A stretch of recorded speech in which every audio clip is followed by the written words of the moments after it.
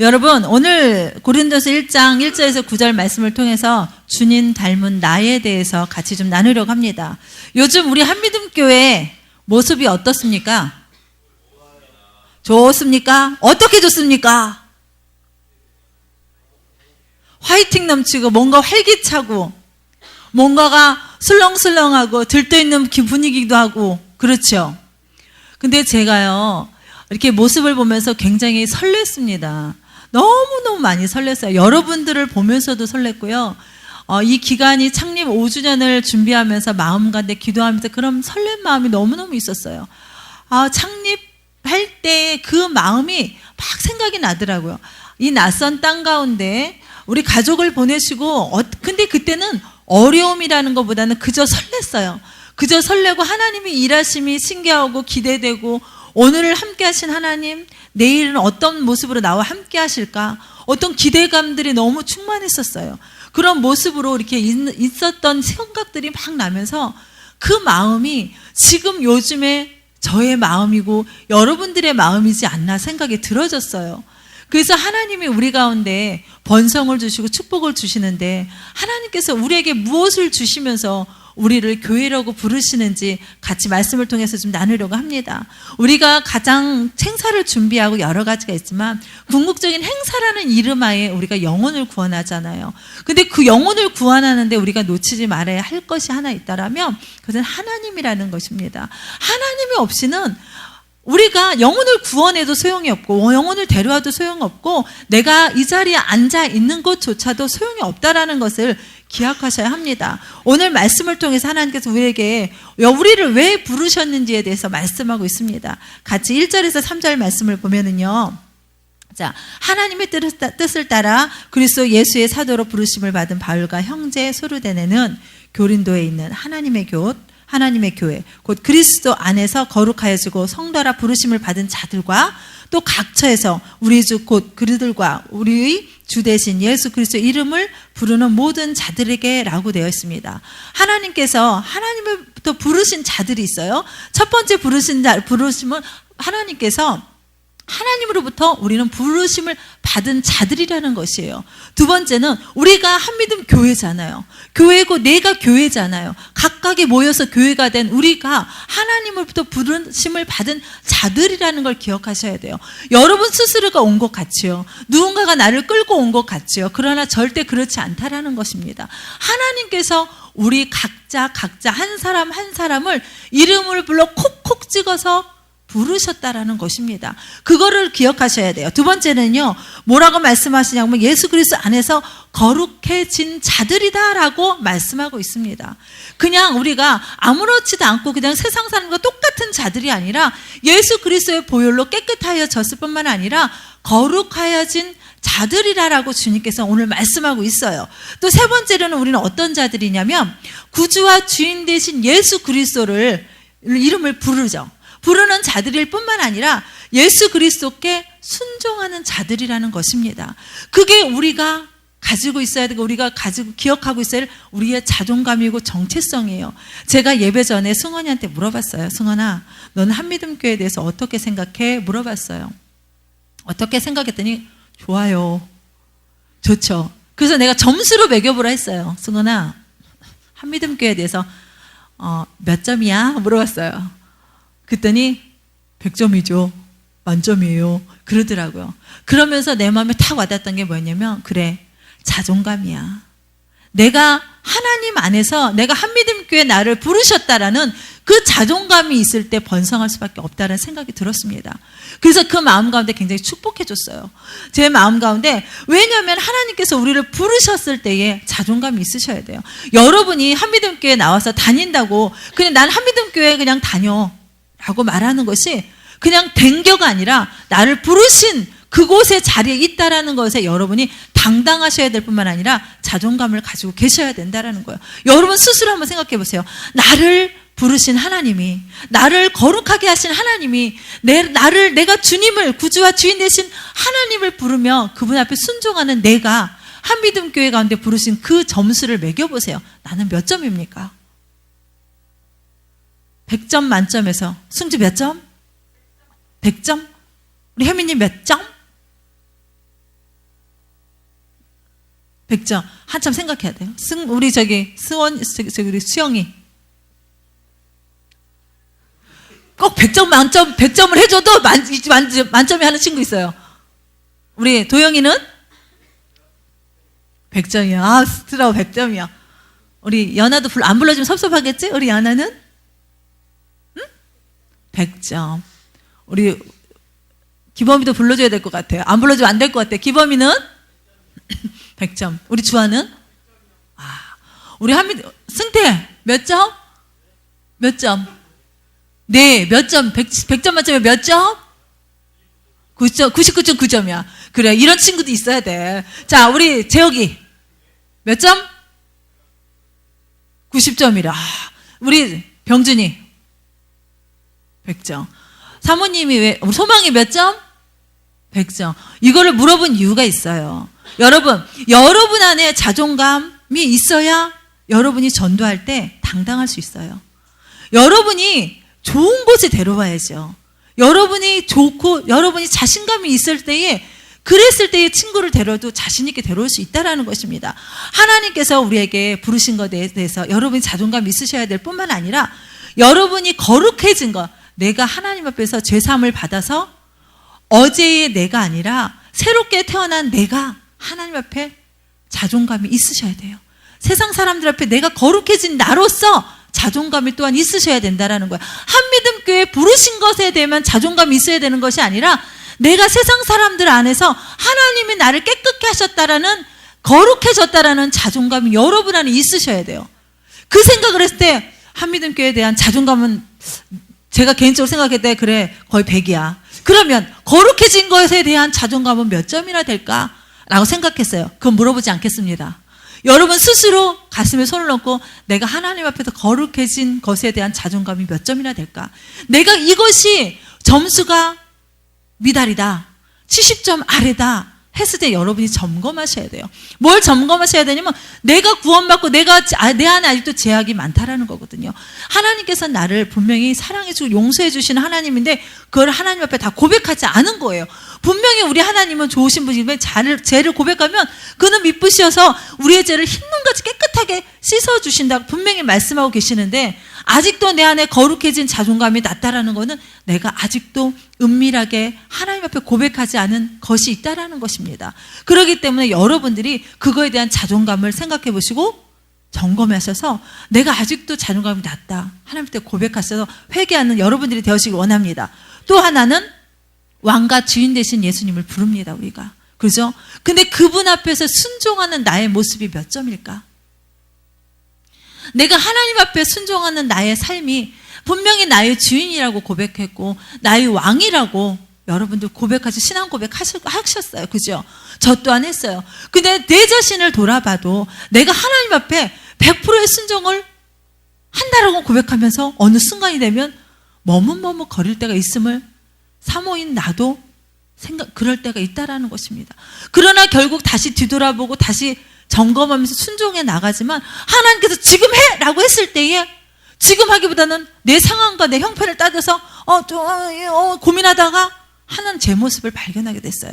여러분들은 어떻습니까? 여러분의 삶 가운데서 내가 순종하는 삶, 내가 주인과 구주와 왕 되신 하나님 앞에 내가 순종의 삶을 몇 프로, 몇 점을 드릴 수 있는지. 만약에 그 점수가 아까처럼 좀 전처럼 말씀드렸던 것처럼 미달이다, 70점 미만이다라고 생각했을 때 여러분들이 다시 점검하셔야 합니다.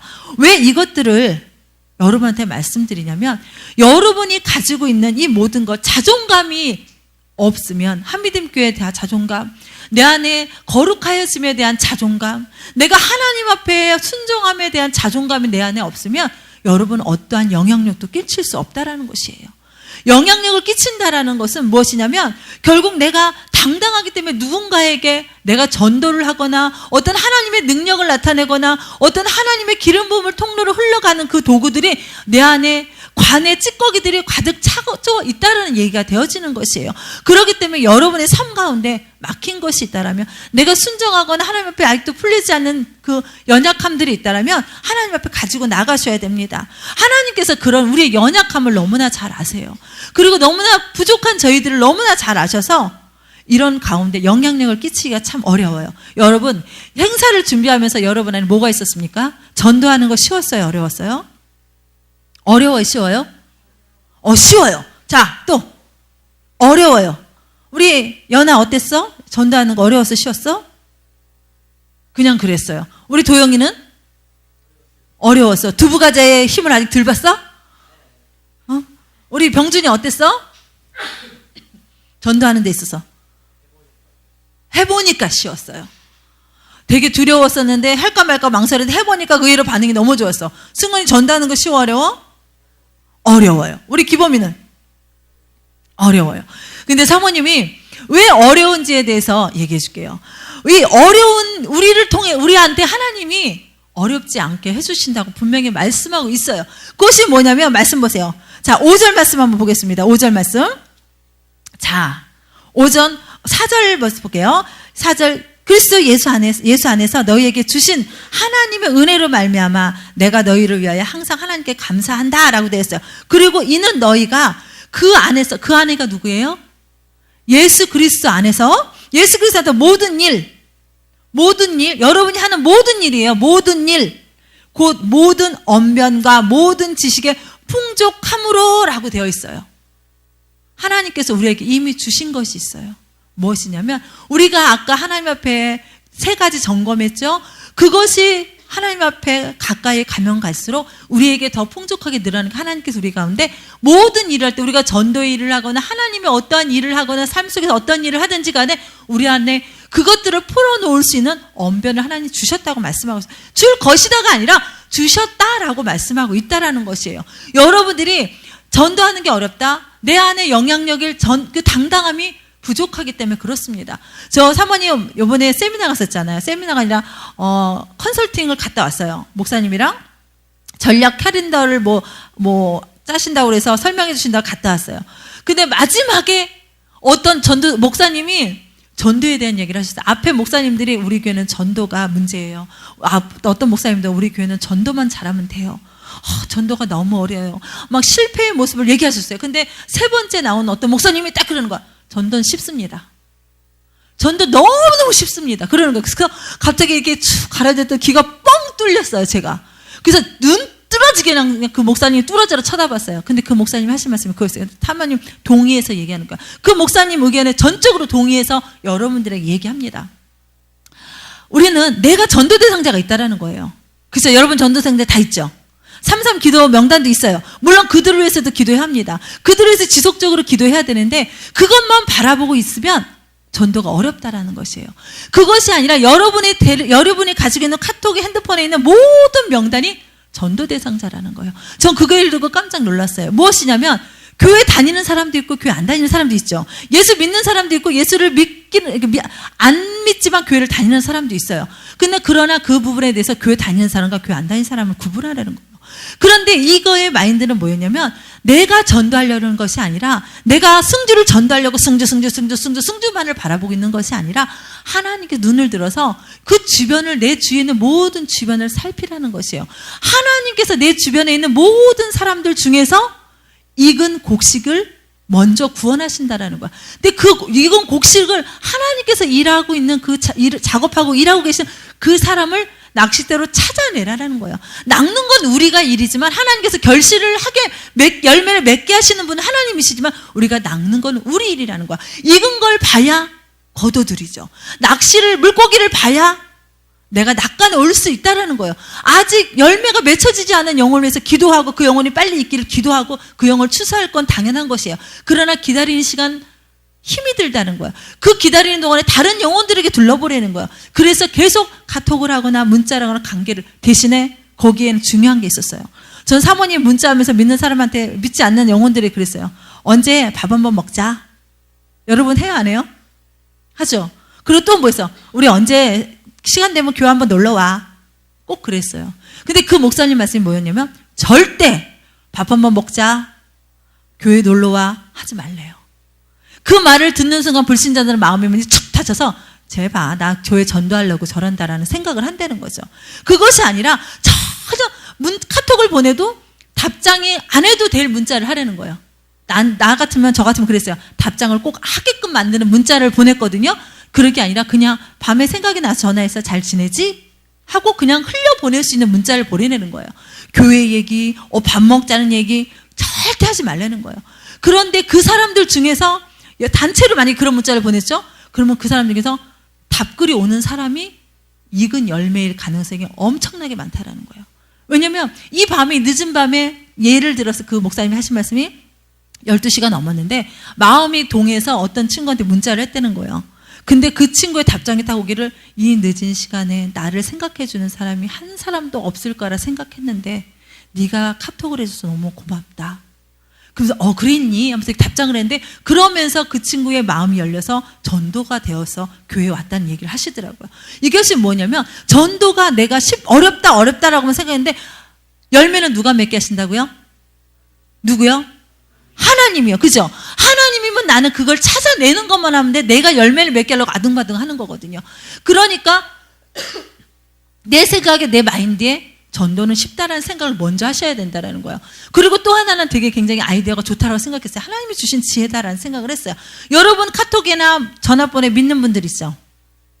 그분들한테 전화를 하라는 거예요. 전화를 해서 여기 있으면 만약에 저 서울에 사는 친구예요. 서울에 사는 친구한테 전화해서 믿음의 친구잖아. 신앙생활 잘하니 요즘에 나는 이런 은혜를 받고 있다. 친구 믿음의 사람이니까 이런 교회에서 이런 행사를 하는데 참 좋다.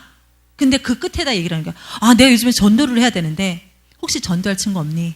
혹시 안산에 아는 사람 없니? 안산에 꼭 너가 구원해야 될 사람 없니? 또 하나는 안산으로 이사 오는 사람 없냐? 하고 물으라는 거예요. 그 물으면 정말 거짓말처럼 그 동네 어디야? 선부동이야. 그래, 그 동네 이사 가려고 한 친구가 있어. 이러면서 연결돼서 온 친구들이 의외로 많다라는 거예요. 그 얘기를 들으면서 믿음의 사람이라고, 믿는 사람이라고 이게 아니라 그 믿음의 그 사람들을 찾아내는구나. 열매들을 찾아내는 게 우리의 몫이구나. 그걸 찾아내는 거는 쉽다라는 거. 승주한테 승주야 교회 한번 같이 언제 얘기하자. 뭐 이렇게 하다가 승주가 반응이 안 좋으면 내버려 두라는 거예요. 그에 연연하지 말라는 거예요. 얼마든지 우리 주위에 여러분 카톡에 몇 명 있습니까? 전화번호에 몇 명 있어요? 최소한 몇백 명 있을걸요? 그죠? 몇백 명 있죠?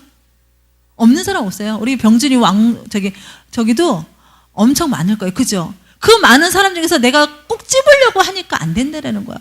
왜 이 얘기를 했냐면 영향력이거든요. 내가 자신감이 있으면, 내가 하나님 앞에 당당하면 내 영향력을 끼칠 수밖에 없어요. 그 영향력은 곧 전도거든요. 전도가 될 뿐만 아니라 그 전도에서 내가 하나님의 능력을 나타내는 자가 되어야 하는데, 우리가 지금 전도하고 행사를 준비하면서 우리 안에 굉장한 부담감들이 있을 거라는 생각이 들었어요. 왜 얘기를 하냐면 여러분을 부르신 이가 누구예요? 하나님이요. 그죠? 여러분을 부르신 이가 하나님이라면 여러분 가운데 분명히 하나님께서 그러셨어요. 나를 따라와라. 뭘 해주신다고 그러셨어요? 사람을 낚는 어부가 되게 하신다고 그랬어요. 그러면 하나님께서 그렇게 해주신다고 하신 거잖아요. 그러면 여러분들이 그 말씀 가운데 순종해서 행해야 되는 거예요. 그런데 우리 가운데 지금 열심히 노력하고 행하고 있어요. 그죠? 그러면 전 굉장히 기대가 되고 설레게 되는 게, 여러분이 하나님 말씀 가운데 순종해서 지금 여기까지 걸어온 길이 내일 모레면 뚜껑이 열리잖아요. 그랬을 때 우리 가운데 얼마나 많은 열매들을 볼 거라는 기대감이 있습니다. 여러분들은 어떻습니까? 여러분이 초대하고 기도하고 있는 그 명단 다 올 거라고 생각하십니까? 정말이요? 올 거라고 생각하십니까? 하나님께서 그 영혼들을 우리 가운데 붙여주신다는 것입니다. 왜냐하면 우리가 하나님 말씀대로 했거든요. 하나님 말씀대로 해서 순종해서 여기까지 왔거든요. 그런데 그 가운데 하나님께서 우리에게 주신 것이 뭐냐면 은혜를 주셨어요. 먼저. 그죠? 은혜를 주셨을 뿐만 아니라 우리가 하는 모든 일 가운데에서 할 수 있는 필요한 언변을 주셨어요. 언변을 주셨을 뿐만 아니라 또 뭘 주셨다고 그랬어요? 빨리 보세요. 뭘 주셨다고 그랬어요? 지식을 주셨다고 그랬어요. 지식을 어떻게 주셨대요? 얘만큼? 이만큼? 아니요. 풍족하게 주셨다고 그랬어요. 근데 우리가 그 풍족한 것을 내가 누려야 된다는, 내가 하지 않으면 그 풍족한 건 어때요? 내가 가만히 있으면 풍족하다고 느끼나요? 내가 누군가에 나눠줘보고 누군가를 위해서 써보고 했을 때도 내가 아직도 남아있다는 걸 느낄 때 풍족하다고 느끼는 거야. 내가 가만히 가지고 있으면 풍족하다고 못 느껴요. 여러분이 가지고 있는 예수 그리스도 안에서의 그 풍족함을 나눌 때 더 풍성해지고 내 안에 더 넘쳐날 걸 경험하게 될 것입니다. 그렇기 때문에 여러분에게 주신 그것, 그 모든 것들 가운데서 나는 못한다, 안 된다, 할 수 없다, 이 모든 것들을 버리시고 기대하시기 바랍니다. 하나님의 언어를 통해서 내게 주신 것들을 사용해서 내가 하나님 앞에 말씀 가운데 순종해 나갈 때 그 능력이 배가 될 줄 믿습니다. 자, 또 하나 나누고 싶은 건 뭐냐면요, 8절 말씀이에요. 8절 말씀. 자, 8절 말씀에 뭐라고 되냐면요, 주께서 너희를 우리 주 예수 그리스도의 날에 책망할 것이 없는 자로 끝까지 견고하게 하시리라 라고 말씀하고 있습니다. 하나님 어떻게 해요? 끝까지 견고하게 하신다고 말씀하십니다. 우리의 믿음이, 우리의 승리가, 우리의 열매들이 끝까지 보존되고 끝까지 견디게 하신다라는 것이에요. 그런데 거기에는 그거에는 그 다음 절에 말씀하고 있는 것입니다. 그거를 누가 해주신다고 말씀하셔요? 끝까지 견고하게 해주신대요. 그걸 누가 해주신다는 거예요? 누구요? 주께서 해주신다는 거예요. 주께서 누구를 위하여? 나를 위하여. 저 옆집의 개동이를 위해서가 아니고요, 나를 위하여 해주시는 거예요. 그렇기 때문에 내 안에 당당함이 있으셔야 합니다. 내 안에 당당함이 있어야 되는데 그것들을 누리기 위해서 내가 당당함을 입술로 선포해야 돼요. 근데 내가 그걸 못하는 사람이 있어요. 못하는 사람은 어때요? 내 안에 막혀있는 담 있는 사람이 있어요. 내가 그 담을 허물어 버리지 않으면 하나님 앞에서 이것들을 끝까지 견고하게 서 나가는데 다른 사람을 세울 수가 없어요. 나도 쓰지 못하기 때문에 다른 사람을 세울 수 없습니다. 하나님께서 견고하게 저와 여러분, 그리고 한 사람, 우리 개인 한 사람을 끝까지 견고하게 해주시는데, 이렇게 되기 위해서 해야 될 것이 뭐냐면 예수 그리스도를 우리 주와 더불어 교제해야 한다고 분명히 말씀하고 있습니다. 9절에. 자, 교제가 깊어지면 사랑이 깊어지겠죠? 그리고 그 깊어지면 더 많은 영향력과 능력이 흘러갑니다. 여러분, 여러분의 삶 가운데서 지금 우리 병준이가 그랬어요.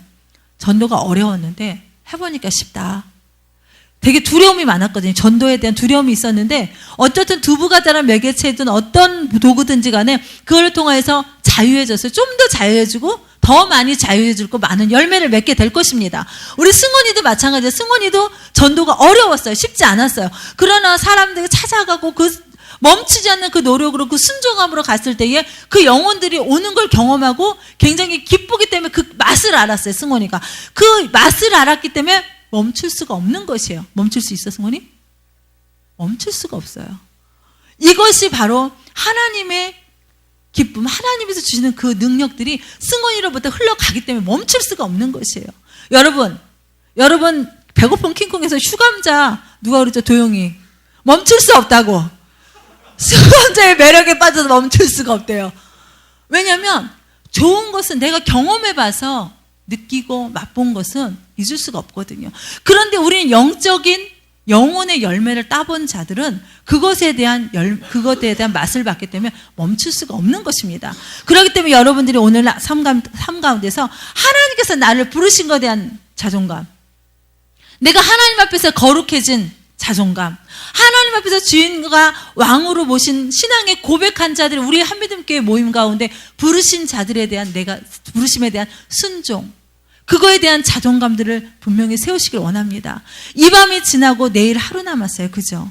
내 안에 그 모든 자존감들을 회복하기 위해서 아직도 세워지지 않은 것이 있다면 이 시간에 기도하기를 원합니다. 하나님, 내 안에 아직도 해결되지 아니한 것들, 내가 이것들을 이거 영혼들을 위해서 달려가는데, 여러분, 제가 이렇게 보면서 느껴지는 게 뭐였냐면요, 너무 기대고 설레긴 반면에 한쪽 이면에 어떤 것이 느껴졌냐면, 영적 싸움이 우리 자녀들을 건드리고 있구나.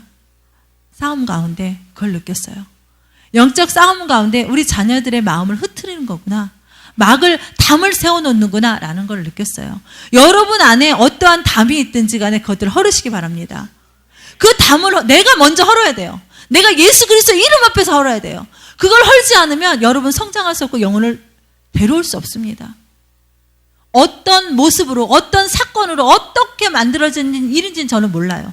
그러나 예배 전에 제 안에 딱 보고서 느껴지는 것이 있었습니다. 그 여러분이 가지고 있는 그 담들을 여러분들이 하세요. 여러분들이 하나님 앞에 내놓을 뿐만 아니라 여러분들 사이에서 지체들 간에 막혀있던 담들을 헐으세요. 입술로 고백하세요. 이따 시간 드릴게요. 내가 먼저 가서 고백해가 내가 먼저 용서하고 내가 먼저 품어주고 내가 먼저 세워주세요. 그랬을 때 한미동교회 가운데 주시는 이 능력들이 더 배가가 될 줄 믿습니다. 여러분의 삶 가운데 오늘 기도함으로 나아가면서 여러분이 이 모습들을 가지기를 원합니다. 같이 좀 기도하겠습니다. 제가 마무리 기도하는 것이 아니라 같이 좀 기도하고